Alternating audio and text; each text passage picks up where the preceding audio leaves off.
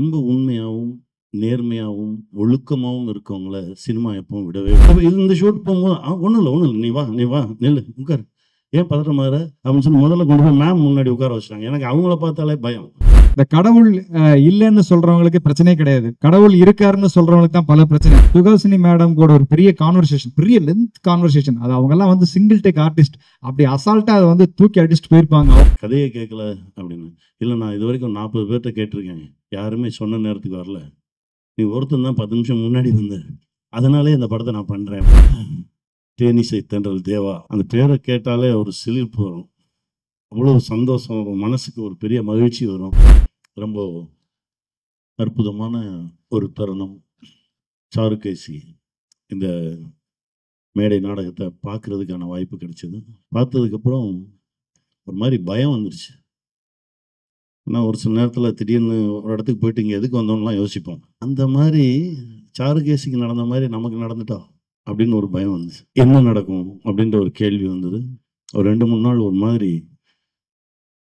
நிறைய யோசிக்க வச்சது.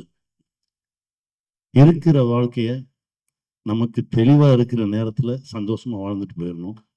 அடுத்தவங்களுக்கு கஷ்டம் கொடுக்காம யாருக்காவது பிரயோஜனமா வாழ்ந்துட்டு போயிடணும் அப்படின்ற ஒரு ஆழமான ஒரு விஷயத்தை இன்னும் நம்ம கிட்ட கொண்டு வந்து சேர்த்தது அந்த படைப்பு. ஒய்ஜிஎம் சார், உங்களோடு பயணித்தது இறைவன் எனக்கு கொடுத்த ஒரு பெரிய பாக்கியம்னு நினைக்கிறேன். ஏன்னா ரொம்ப உண்மையாகவும், நேர்மையாகவும், ஒழுக்கமாகவும் இருக்கவங்கள சினிமா எப்பவும் விடவே விடாது. அப்படி ஒரு மனிதரை நான் பார்த்தேன். அப்படி ஒரு மனிதரோடு பயணப்பட்டது ரொம்ப சந்தோஷமா இருந்தது. அதாவது நேரத்துக்கு கொடுக்குற மரியாதை இருக்குல்ல. இப்போ மது மேம் கிளம்புனாங்க. கரெக்டாக டைம் பார்த்துட்டு கிளம்பியாச்சான்னு சொல்லி வாட்சை பார்த்துட்டு போயாச்சுன்னதுக்கப்புறம் தான் அவர் ரிலாக்ஸாக உட்காந்தாரு. நான் சார்ட்ட சொன்னேன், ஜேபி சார்ட்ட, இதுதான் சார் இருக்கு. இதுதான் நம்மளை இழுத்து பிடிச்சிக்கிட்டே இருக்கும். எங்கே போனாலும் 10 நிமிஷம் முன்னாடி போகணும் அப்படின்னு என் குருநாதர் சொல்லுவார். அந்த 10 நிமிஷம் முன்னாடி போனதான் என் வாழ்க்கையே மாற்றுச்சு. நாடோடிகள் கதை சொல்ல போகிறேன். 10 மணிக்கு எனக்கு நேரம் கொடுத்துருக்காங்க.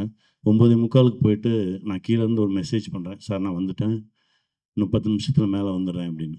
போய் கதவை தட்டினோடனே, கதவை திறந்தோடனே சொன்னார், இந்த படம் நம்ம பண்ணுறோம், இப்போ கதை சொல்லுங்கள் அப்படின்னாரு. என்னங்க கதையை கேட்கல அப்படின்னு. இல்லை நான் இது வரைக்கும் 40 பேர்கிட்ட கேட்டிருக்கேன், யாருமே சொன்ன நேரத்துக்கு வரல. நீ ஒருத்தன் தான் 10 நிமிஷம் முன்னாடி வந்த. அதனாலே இந்த படத்தை நான் பண்ணுறேன் அப்படின்னு. அந்த நேரத்துக்கு மரியாதை கொடுக்குறவங்கள பார்க்கும்போது எனக்கு அவ்வளோ பிடிக்கும். அப்படிதான் நான் சாரை பார்த்தேன். என் குருநாதரோட வேறொரு உருவமாக தான் பார்க்குறேன். ரொம்ப சந்தோஷம் சார். இந்த படம் மிகப்பெரிய வெற்றி பெறும். உங்களுடைய உழைப்பு, உங்களுடைய ஞாபக சக்தி. நான் அந்த மேடையில் அந்த நாடகம் பார்க்கும்போது உங்களை தான் ரசிச்சுக்கிட்டே இருந்தேன். உங்களை பார்த்துக்கிட்டே இருந்தேன். அவ்வளோ சந்தோஷமாக இருந்தது. எல்லாம் முடிஞ்சிருச்சு. அப்புறம் சுரேஷ் அண்ணன் கூப்பிட்டாரு. சுரேஷ் அண்ணனை பற்றி சொல்லணும்னா, நான் படித்த பள்ளியில் எனக்கு முன்னாள் மாணவர் அவர். என்னுடைய குருநாதரோட பயணப்படும்போது ஒவ்வொரு முறை ஏதோ ஒரு விஷயம் வரும்போது சுரேஷ் அண்ணன் பேரை சொல்லுவார் எங்கள் டைரக்டர். அவ்வளோ சந்தோஷமாக இருக்கும். அவ்வளோ பரபரப்பான இயக்குனர். அசால்ட்டாக ஹேண்டில் பண்ணுவார். அப்போ தான் தெரிஞ்சது இதெல்லாம் டைரக்டர்கிட்ட இருந்து தான் வந்திருக்கு அப்படின்னு. ஏன்னா இந்த ஷூட் போகும்போது ஒன்றும் இல்லை, நீ வா, நில்லு, உட்காரு. ஏன் பதட்டமாகுற அப்படின்னு சொல்லி முதல்ல கொண்டு போய் மேம் முன்னாடி உட்கார வச்சுட்டாங்க. எனக்கு அவங்கள பார்த்தாலே பயம். முதல்ல ஷார்ட்டை சுஹாசினி மேம் கிட்ட போய் இப்படி பார்த்து பேசணும். எனக்கு அண்ணே எனக்கு முதல்ல தனியாக ஏதாவது எடுங்கண்ணே, கொஞ்சம் நான் வார்ம் அப் பண்ணிட்டு வரேன் அப்படின்னு. பேசு வந்துடும் அப்படின்னு. அப்படி எடுத்துகிட்டு போய் எனக்கு ஆனால் உங்களோட இருக்கும்போது டைரக்டரோட இருந்த மாதிரி தான் ஒரு ஃபீல் இருந்தது. நம்ம டைரக்டரோட பேசிகிட்டு இருந்த மாதிரி, நம்ம டைரக்டரோட ஒர்க் பண்ண மாதிரி தான் ஒரு உணர்வு இருந்தது. இந்த நேரத்தில் என் குருநாதர் கே பாலச்சந்தர் அவர்களுக்கு மனமார்ந்த நன்றி சொல்லிக்கிறேன். ஏன்னா அப்படி ஒரு குரு கிடைச்சதுக்கு நாங்களாம் கொடுத்து வச்சுருக்கணும். ஏன்னா ஒவ்வொரு நாளும் என்னுடைய சின்ன சின்ன இயக்கத்திலும் எங்கள் டைரக்டர் இருப்பார்.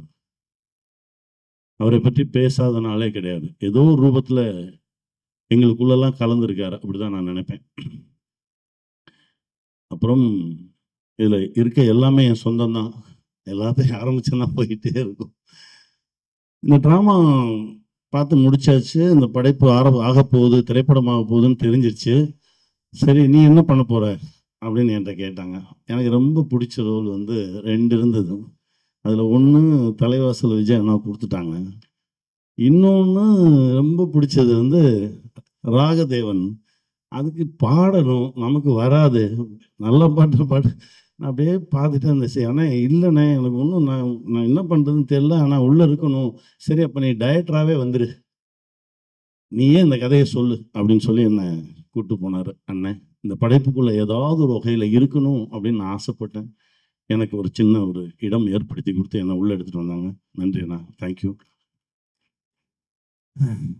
தேனிசை தென்றல் தேவா, அந்த பேரை கேட்டாலே ஒரு சிலிர்ப்பு வரும். அவ்வளோ சந்தோஷம் வரும், மனசுக்கு ஒரு பெரிய மகிழ்ச்சி வரும். 20 வருஷத்துக்கு முன்னாடி உங்ககிட்ட ஒரு கதையை தூக்கிட்டு வந்தேன். அந்த கணக்கு இன்னும் மிச்சம் இருக்குது. அடுத்து ஆரம்பிச்சிடுவோம், பண்ணிடுவோண்ணே. ரொம்ப சந்தோஷம்.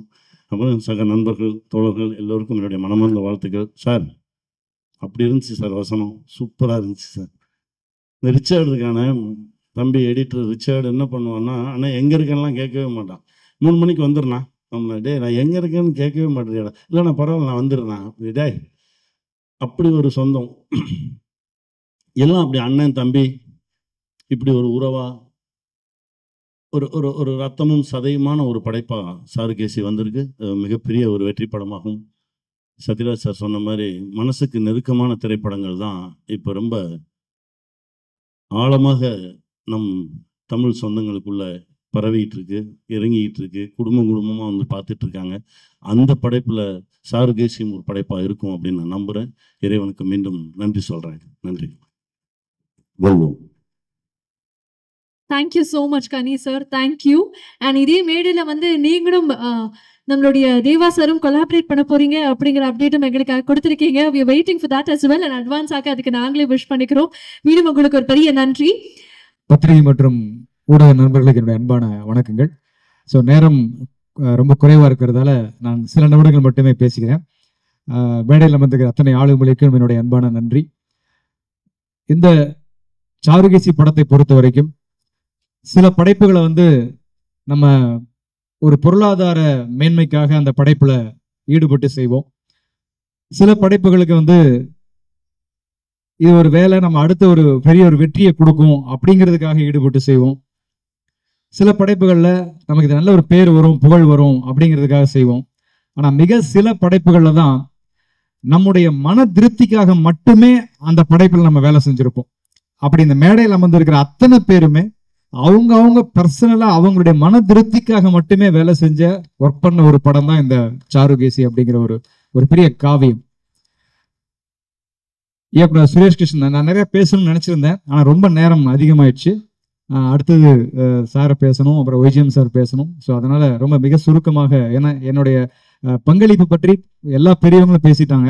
சுகாசினி மேடம்ல இருந்து ஆரம்பிச்சு அவங்க அவ்வளோ அன்பான வாழ்த்துக்கள் சொன்னாங்க. தேவா சார் வாழ்த்துக்கள் நிறைய, எல்லாருமே அந்த வாழ்த்துக்களை சொல்லும்போது ஸோ நான் இன்னும் அதிகம் பேச வேண்டியதில்லை. படத்தில் அந்த வசனங்களே கண்டிப்பாக பேசும், பாடல்கள் பேசும். சத்யராஜ் சார் பேசினாரு. ஸோ எல்லாருக்கும் என்னுடைய மனப்பூர்வமாக நன்றி தெரிவிச்சுக்கிறேன். குறிப்பாக 2 பேர். ஒன்று வந்து என்னுடைய அன்பிற்குரிய இசையமைப்பாளர் தேவா சார். நான் திரைப்பட துறையில பாடல் எழுதுறதுக்காக முயற்சி பண்ணி பல போராட்டங்களை சந்திச்சு சில பாடல்கள் எழுதிட்டு இருக்கும்போது எனக்கு கிடைச்ச ஒரு மிகப்பெரிய முதல் இப்ப இந்த பாட்டை எழுதின மாதிரியே தான், அவள் தந்த வரம் அப்படிங்கிற மாதிரி, அவர் தந்த வரம் தான் எனக்கு கருப்புத்தான் எனக்கு பிடிச்ச கலரு அப்படிங்கிற ஃபர்ஸ்ட் ஹிட். அதுக்கப்புறம் தான் எனக்கு பா விஜய் அப்படிங்கிற பேரே தெரிஞ்சது. அந்த பாட்டை நான் தான் எழுதினேன்னு சொல்லி அவர் தான் உலகமெங்கும் எனக்கான அடையாளத்தை, அங்கீகாரத்தை இன்னைக்கு வரைக்கும் வாங்கி கொடுத்துட்டு இருக்காரு. எல்லா இடத்துலையும் எனக்கு என்ன, எழுத்தாளர் கவிஞருடைய பெயரை சொல்ற ஒரே இசையமைப்பாளர் தேனிசை தென்றல் தேவா அவர்கள் நான் துணிவோடு இங்க பதிவு செய்ய ஆசைப்படுவேன். அதே மாதிரி மிக முக்கியமான அவருடைய இசையில இந்த படத்துல முழு பாடல்கள் எழுதியிருக்கோம். ஸோ இந்த குறிப்பா இந்த படத்துல நான் எதிர்பார்க்கிற இந்த கிளைமேக்ஸ் சாங் இறைவனை பற்றி மிக ஒரு ஆளுமை மிகுந்த பாடல். சாமி பாட்டு நிறைய பாட்டு எழுதுவோம், அம்மன் பாட்டு எழுதுவோம், முருகர் பாட்டு எழுதுவோம், சிவன் பாட்டு எழுதுவோம். அதெல்லாம் தாண்டி இந்த கடவுள் இல்லைன்னு சொல்றவங்களுக்கு பிரச்சனையே கிடையாது. கடவுள் இருக்காருன்னு சொல்றவங்களுக்கு தான் பல பிரச்சனை. அவர் எங்க இருக்காரு, ஈசானி மூலையில் இருக்காரா, இமயமலையில் இருக்காரா, எங்க இருக்கிறாரு, சிலையில் இருக்காரா, இந்த சாமி கடவுளா அந்த சாமி கடவுளா? அப்ப இறைவன் ஏகன். அப்ப இறைவன் எங்க இருக்கான், அந்த இறைவன் உனக்குள்ள இருக்காங்கிற விஷயத்தை வெளிப்படுத்துற ஒரு தன்மையை அந்த கிளைமேக்ஸ்ல சொல்ல வேண்டிய ஒரு சூழல் இருந்துச்சு. ஸோ அப்படிப்பட்ட ஒரு பாடல் இந்த படத்துல இடம்பெற்றிருக்கு. அதற்கு தேவா சாருக்கு மனப்பூர்வமான நன்றி சொல்லிக்கிறேன். இரண்டாவது மதிப்புக்குரிய ஒய்ஜிஎம் சார் பல ஆண்டுகள் 22 வருஷம் எங்களுடைய அன்பு தொடர்கிறது. ஏன்னா என் பையனுக்கு அவர் சீட்டு கொடுத்து அவ்வளோ வருஷம் ஆச்சு. ஸோ அதிலிருந்து ஆரம்பித்து பல பயணங்கள், அப்புறம் இளைஞனில் நாங்கள் கூட சேர்ந்தோம், அப்புறம் ஆருத்ரா திரைப்படத்தில் எங்கள் கூட நடித்தார். இப்படின்னு பல பயணங்களில் ஒய்ஜிஎம் சாரோட இருந்திருக்கேன். பல நாடகங்களுக்கு என்னை கூப்பிடுவார், நான் நிறைய நாடகங்களுக்கு போயிருக்கேன். ஆனால் பாருங்க, இந்த சாருகேசி படத்தில் வந்து முழு பாடலும் டயலாகும் எழுதினாலும் நான் மேடை நாடகத்தை பார்க்கவே இல்லை. அதற்கான எனக்கு வாய்ப்பும் எனக்கு அதுக்கு அமையல. அவருக்கு அதை கூப்பிடல, ஏன்னா நான் வரமாட்டேன்னு நினச்சிட்டாரு. கூப்பிட்டீங்களா சார்?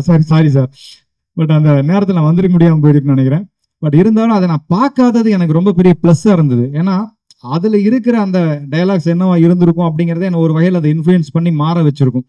ஸோ அதை தாண்டி இதில் ஏதாவது புதுசாக செய்ய முடியும் அப்படிங்கும்போது தான் குறிப்பாக நான் ரொம்ப ரசித்தது வந்து சுஹாசினி மேடம் கூட ஒரு பெரிய கான்வர்சேஷன், பெரிய லென்த் கான்வர்சேஷன். அது அவங்கெல்லாம் வந்து சிங்கிள் டேக் ஆர்டிஸ்ட், அப்படி அசால்ட்டாக அதை வந்து தூக்கி அடிச்சுட்டு போயிருப்பாங்க. அவங்களும் ஒய்ஜிஎம் சாரோட அந்த பர்ஃபார்மன்ஸில் ஒரு பெரிய நீளமான டயலாக், ரம்யா பாண்டியன் அவங்க சொன்ன மாதிரி அவங்க 3 பேருக்கு இடையில நடக்கிற ஒரு பெரிய கான்வர்சேஷன். அதே மாதிரி அடுத்தது தலைவாசல் விஜய் சார் அதில் இருப்பார். ஸோ சத்யராஜ் சார் பேசுகிற அந்த சத்யராஜ் சாருடைய கதாபாத்திரம் கொஞ்சம் சஸ்பென்ஸாக வச்சுருக்காங்கன்னு நினைக்கிறேன், அதனால் அது அப்படி இருக்கட்டும். பட் அவர் நடித்த அந்த கதாபாத்திரத்தினுடைய அந்த டயலாக்ஸ் வந்து அது உண்மையிலேயே படம் பார்க்குறவங்களுக்கு ரொம்ப ஒரு பிடித்தமான ஒரு இடமா இருக்கும்னு நினைக்கிறேன். ஸோ அப்படிப்பட்ட ஒரு அருமையான அந்த சாருகேசியில் எனக்கு ஒரு நல்ல ஒரு பங்களிப்பு கொடுத்த ஒய்ஜிஎம் சாருக்கு என்னுடைய நன்றியை தெரிவிச்சுக்கிறேன். அடுத்தது அவர் என்னுடைய சகோதரர்னு சொல்றதா, நண்பர்னு சொல்றதா, எப்படின்னு சொல்றது, ஒரு உறவினர்னு சொல்றதான்னு தெரியாது. அப்படிப்பட்ட ஒரு அருமையான எனக்கு கிடைத்த ஒரு பெரிய பொக்கிஷம், ஒரு சொந்தம் அப்படின்னா டைரக்டர் சுரேஷ் கிருஷ்ணா சார். ஏன்னா சினிமாவில் மட்டும்தான் நண்பர்கள் இருப்பாங்க, அதுல நட்பு இருக்காது. அது புரியறவர்களுக்கு புரியும். நண்பர்களா தெரியும், இன்னொருத்தன் நம்ம கூட இருக்கிறவன் ஜெயிக்கணும்னு நினைக்கிற இடத்துல தான் நட்பு இருக்கும். அது இல்லாம இவன் ஜெயிச்சிருவானோன்னு நினைக்கிற இடத்துல வெறும் நண்பர்களா தான் இருப்பாங்க. ஸோ அது சினிமாவில் மாத்திரமே இருக்கிற ஒரு இது. ஸோ அதை தாண்டி அவர் நண்பர் கிடையாது, அதை தாண்டி ஒரு நட்பு. பாவிஜய் என்ன செஞ்சாலும் அதுல அவர் ஜெயிக்கணும் அப்படின்னு நினைக்கிற முதல் நல்ல உள்ளம் எனக்கு திரையுலகத்துல director Suresh Krishna sir. So அப்படிப்பட்ட ஒரு அற்புதமான ஒரு ஹியூமன், மனித நேயமிக்க ஒரு மனிதர். அவருடைய எல்லா லைஃப்ல நடக்கிற விஷயங்களும் எங்களோட ஷேர் பண்ணியிருப்பாரு, நானும் அவரோட ஷேர் பண்ணியிருப்பேன். பல சீக்ரெட்ஸ் எல்லாம் நாங்கள் நடுவில் ஷேர் பண்ணியிருக்கோம். ஸோ அவருக்கு எனக்கு மட்டுமே தெரிஞ்ச பல விஷயங்கள் இருக்கு. ஸோ அப்படி ஒரு அருமையான ஒரு டைரக்டரோட, இன்னும் சொல்ல போனால் இளைஞன் படத்துல தான் எனக்கு டைரக்ஷன் பண்ணணுங்கிற ஆசையே அவர் மூலமா தான் வந்தது. ஏன்னா நடிச்சாலும் என்னை வந்து கேரவேனுக்கு எங்கேயும் அனுப்ப மாட்டார். இங்கே உட்காரு என் அடுத்து என்ன எடுக்க போறோன்னு பாரு அப்படின்னு சொல்லி அங்கே டீச் பண்ணி ஒரு டீச்சரா, ஒரு மாஸ்டரா எனக்கு இருந்து, ஒரு ஃப்ரெண்டா இருந்து இந்த படத்துல எனக்கு ஒரு பெரிய ஒரு நல்ல பேர் கொடுக்குற ஒரு படைப்பாளியா இந்த படத்துல எனக்கு வந்து ஒரு பெரிய வாய்ப்பு கொடுத்தாரு.